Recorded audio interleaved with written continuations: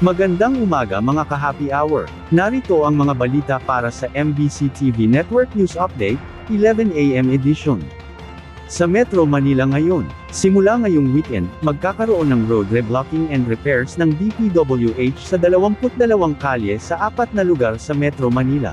Pasadong alas 11 ng gabi kahapon, inaabiso ng Metropolitan Manila Development Authority o MMDA, na matatagal hanggang alas 5 ng umaga sa araw ng Lunes, July 29 o Araw ng Balik Eskwela 2024.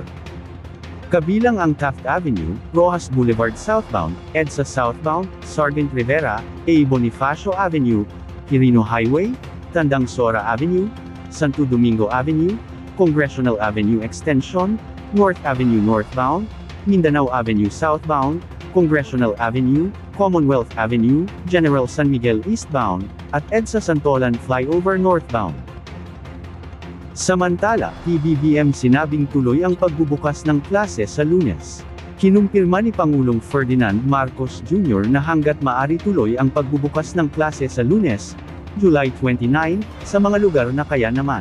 Ayon sa Presidente, kanya ding ipinauubaya sa pamunuan ng mga eskwelahan ang desisyon kung ituloy ang pagbubukas ng klase, o hindi lalo at may mga school buildings ang binaha at nasira ang mga kagamitan. Pero doon aniya sa mga hindi naapektuhan ng baha, ay dapat tuloy ang pagbubukas ng klase. Direktiba ni Pangulong Marcos kay Department of Education Secretary Sonny Angara, na gawin ang lahat para tuloy ang pagbubukas ng klase. Aminado naman ang Presidente na may mga lugar din na talaga, hindi pwede dahil apektado ang mga paaralan. At yan ang mga balita para sa MBC TV Network News Update, 11 AM edition. Abangan ang mga susunod na balitaan mamaya, para sa 2 PM edition.